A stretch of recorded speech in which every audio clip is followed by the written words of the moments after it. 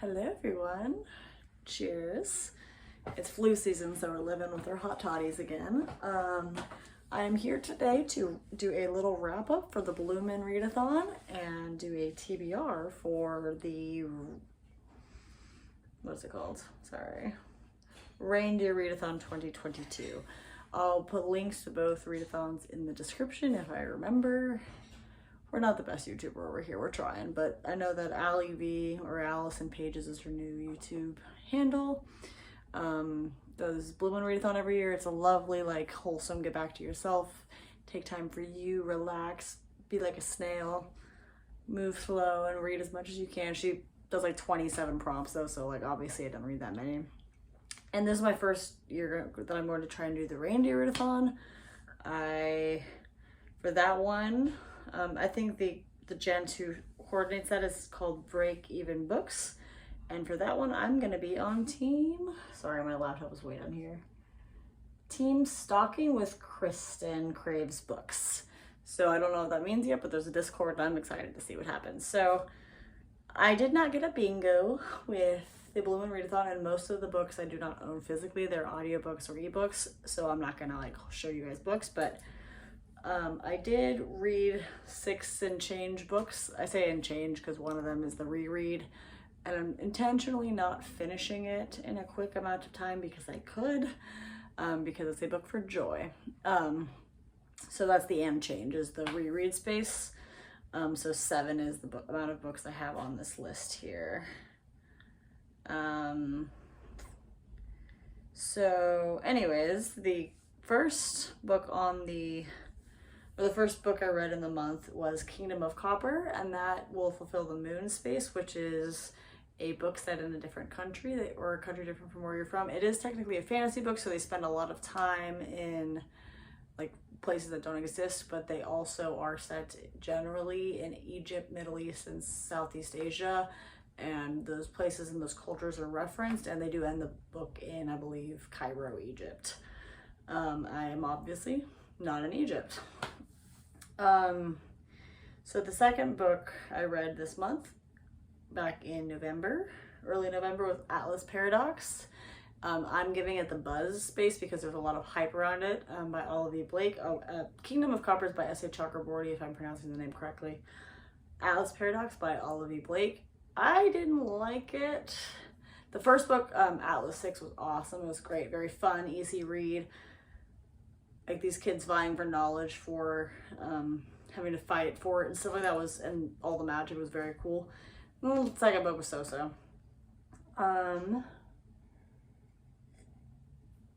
The only flu symptom I had was a sore throat, so we're gonna have to take sips of this or I'm gonna have a coughing fit. The next book I read was called The Sirens of Mars. It's a non-fiction book, so it's the Tree of Knowledge base. I really enjoyed it. It was very cool to see how this astronomer, PhD, like how she was inspired to get into what she was doing, where she studies like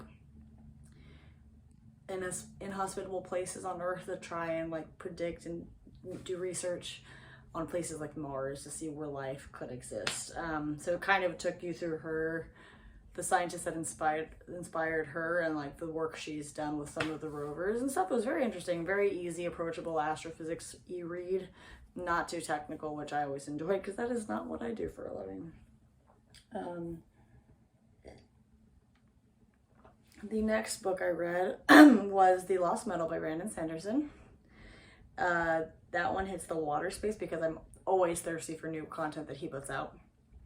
And my God, was it an awesome book. If you've not entered the Cosmere, this recommendation will probably not help you because you have to read a lot before you can kind of get to here. But if you've not checked out anything by Brandon Sanderson before, I definitely recommend his works. And if you're a little scared because the fantasy books that he writes, especially in the adult area, are so large, read his Skyward YA series. It's incredible. Some of the books may still be free on Audible also. The next book I read was In the Dream House, which by Carmen Maria Machado, and that fit for the green carnation space. She is part of the LGBTQIA+ community, and the book is a memoir detailing her experiences and her abuse she faced and her queer relationship. So it's a hard read. Definitely check out the trigger warnings before you get into it, but like it was beautiful, so everybody should read it. And it's told in little vignettes, so it's very easy to like read little bits of, and when you get a little overwhelmed, you can take a step back, and it's easy to take breaks from because it is like an intense book when it talks about some of the things that she goes through. Very sad also, but good book and definitely worth reading. The next book I read was Half a King by, not a clue. I literally just finished it right now. I finished the book reading. Finished reading the book and it should be posted already. I made y'all sit and read with me. So, Half a King, and that one fit the Lotus card because the main character is disabled. He doesn't really have a hand. He does not have a hand, essentially. And back in the times where he was supposed to be a king, and like there was swords and stuff. I don't want to say medieval because a lot of these fantasy books are actually very futuristic. They just have medieval tendencies. Back in the era of or in the future in the era of sword fighting, you kind of need two hands so one can hold a shield and one can hold a sword to be a viable candidate for king when people try to kill you. Anyways, he goes through some stuff. It's a good book, very, very approachable fantasy read. And my loosey-goosey counting book is, so the reread is The Way of Kings by Brandon Sanderson. It's the first book in the Stormlight Archive, and it brings me significant joy. So I thoroughly love reading it. So take a big sip of coffee or hot toddy. And now get into the Reindeer Readathon.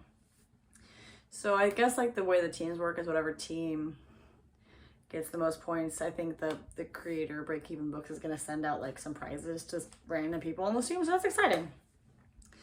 So I'm on the stocking team. And the prompts are, there's 1, 2, 3, 4, 5, 6, 7, 8, 9 prompts.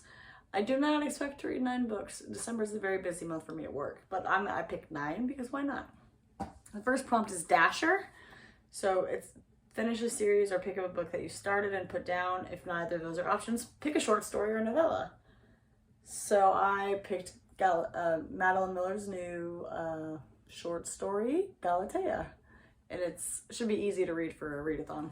That was part of my choice. The next prompt is Dancer, a book with cursive, flowy, elegant font on the front. Every Breath You Take by Judith McNaught. Prancer is the next prompt is Prancer, a book with your favorite season on the front cover, or has colors from your favorite season. My favorite season is summer, and I have a book that's called like literally In Summer, but I want to read that in summer. So this was as close as I got. It has a palm tree on it, which where I'm from, there's tons of palm trees and it's always warm, so I'm gonna say this is summery, Vivre Tropical. And I don't know a lot about it, but it's a coming of age story in Miami, and I'm excited to read about it. Also, this is like such a pretty cover, so simple but like very, very exciting. The next prompt is Vixen, a book you want to read but thinks it might be overhyped. I'm not a huge literary fiction person, so I'm always a little nervous on things that are super hyped, but I am hopeful for Before the Coffee Gets Cold. Everyone seems to love it, and it seems short, sweet, and I love the idea of time traveling for like a limited amount of time while you're waiting for your coffee to cool down so you can drink it better. It just seems cozy, and I'm only about being cozy right now. That's the only goal in life. The next prompt is Comet, a book with astronomical word or in the title.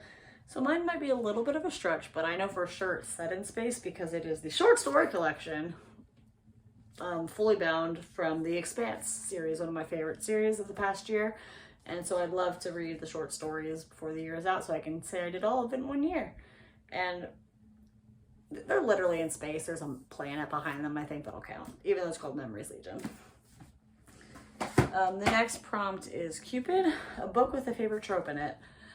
I don't often read for tropes, so I kind of had a hard time picking it, but I went back to my little YA brain and picked a YA book that I had because it's probably gonna have some enemies to lovers or some romantic war stress. And I've not read a single thing by Sarah J. Maas. I don't think I'd like her thing that's technically fairy porn, but this series seems fun, and it seems like, I know it's a little bit bigger than some of the books I've picked for this readathon, but I imagine my friend told me I could probably read it in a day, so I'm definitely think it's readathon worthy, and it'll have at least some tropes in them. Not all, I don't want to be generalistic, but most YA books have at least, especially YA like romantic fantasy or paranormal fantasy books, they usually, a lot of those will have at least some of the, like, the romance tropes. Like this one says, 2 men love her, the whole land fears her, only she can save them all. Like, there's some content in here I can work with. Donner, a book that you want to read but are not a fan of the cover.